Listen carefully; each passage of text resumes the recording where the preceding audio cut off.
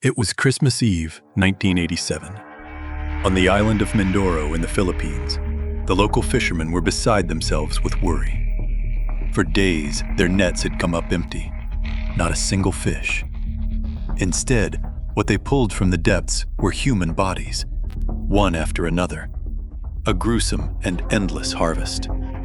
This nightmare was the aftermath of a catastrophic collision between a severely overloaded passenger ferry and an oil tanker carrying over 1,000 tons of gasoline. The impact ignited an inferno that turned the ship into a living hell.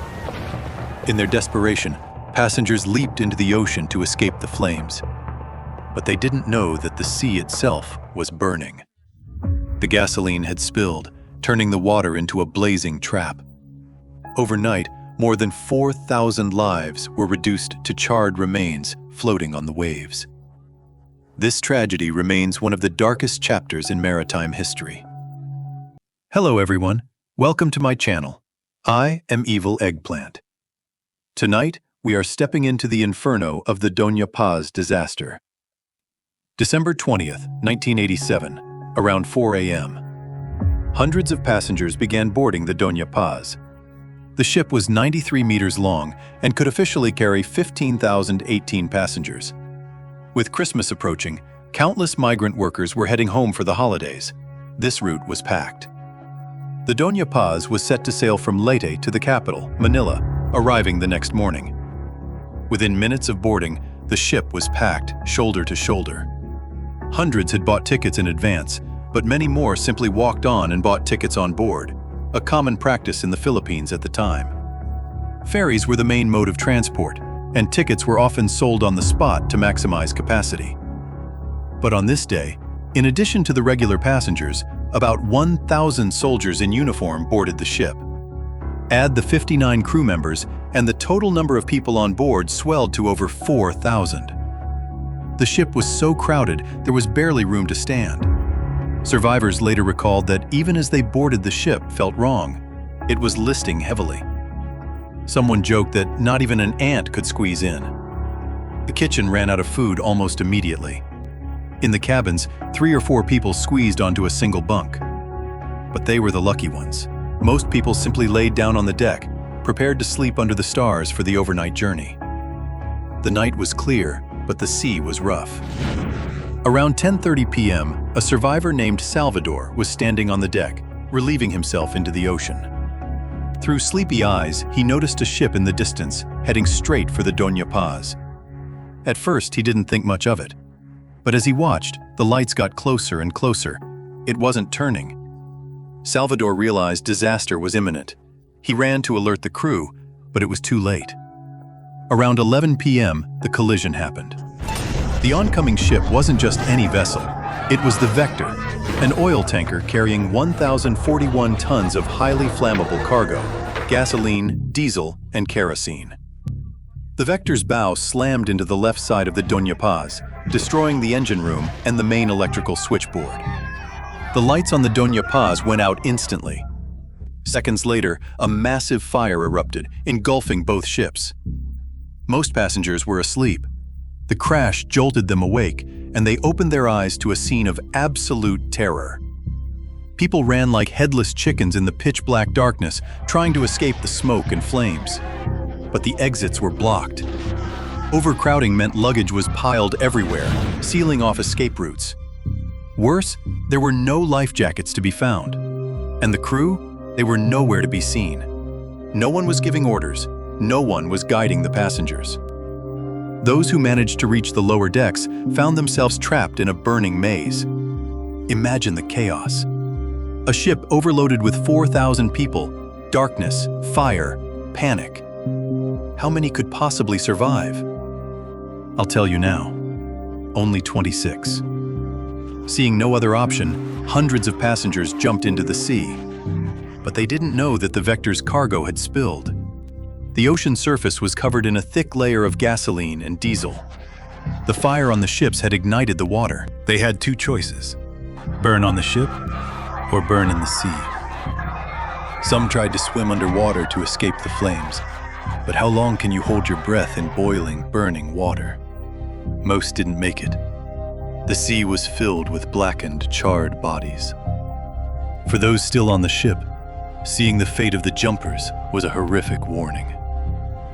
Eludio was one of the survivors. He was asleep when the crash happened, but his father Salvador woke him up immediately.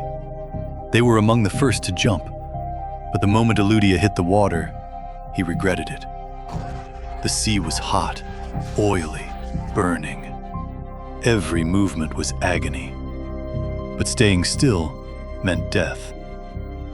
Battling the waves and the flames, Eludia pushed aside floating corpses to make his way forward.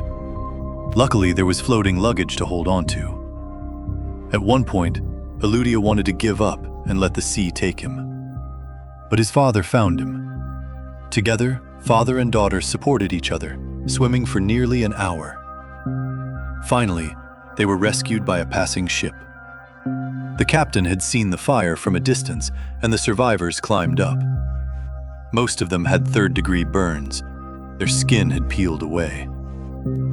2 hours after the collision, the Doña Paz sank.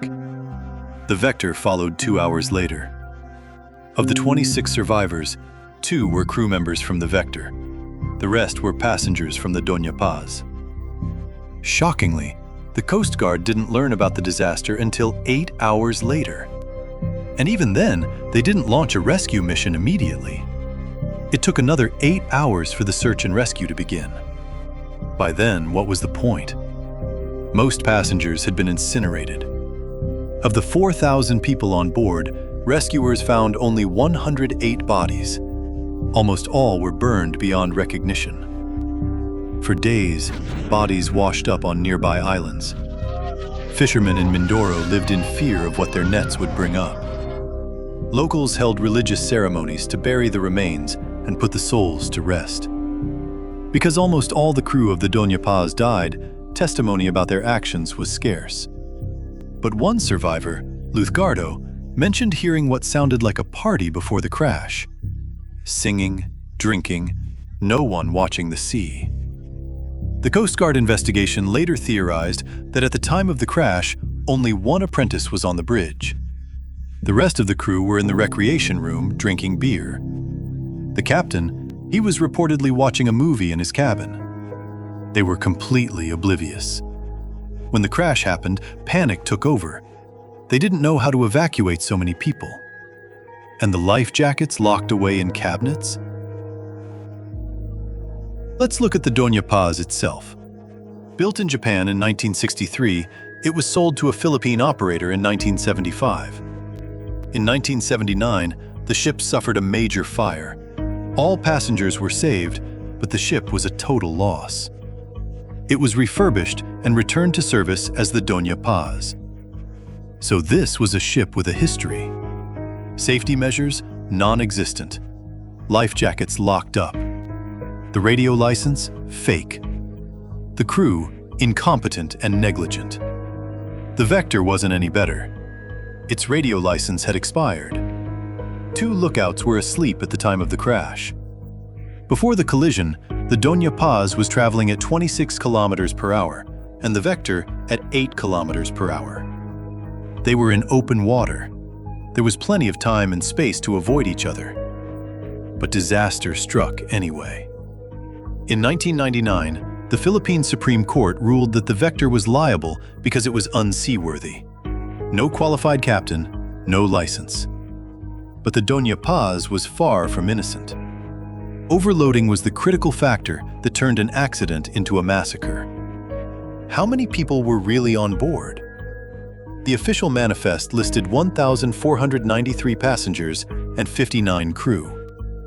They claimed the total was 1,518, just under the limit. This was a blatant lie. Everyone knew about the buy on board practice, especially during Christmas. Cheap tickets were sold illegally off the books. The captain pocketed the extra cash. Why care about safety when you can make a fortune? They had never crashed before, so they got greedy. Plus, children under 4 traveled for free and weren't listed. In December 1987, a representative claimed there were at least 2,000 extra passengers based on missing persons reports compiled by radio and TV stations. In February 1988, the National Bureau of Investigation stated there were at least 3,099 passengers based on interviews with relatives. By 1999, a presidential task force estimated a total of 4,342 passengers based on court records and settlement claims. Subtract the 26 survivors, add the 58 dead crew members. The death toll was 4,374.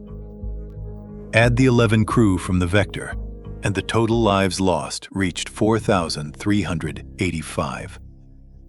President Corazon Aquino called it a national tragedy of terrifying proportions. 3 days after the accident, the company announced the ship was insured for 25 million pesos. They offered 20,000 pesos, about $620 in 2022 money, to the family of each victim.